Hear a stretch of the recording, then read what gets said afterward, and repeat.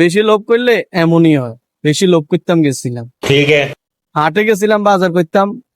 তো মাছের বাজারে যাইম, এমন সময় মানুষের ভিড়ের ভিতরে তো দেখা যায় না কিচ্ছু। তো এক বুইড়ার পায়ের ভিতরে আমি পাড়া দিছি, ইচ্ছাকৃত না, অনিচ্ছাকৃত ভাবে।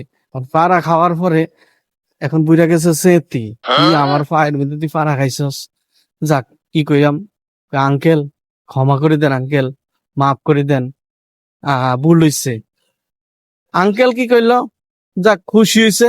খুশি হয়ে আঙ্কেলে দোয়া না দি 10টা টাকা আমারে দিচ্ছে। अच्छा। টাকাটা দিছে আর আমি খুব খুশি হয়েছি।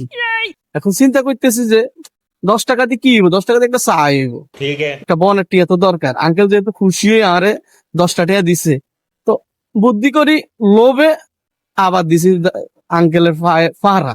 हाँ।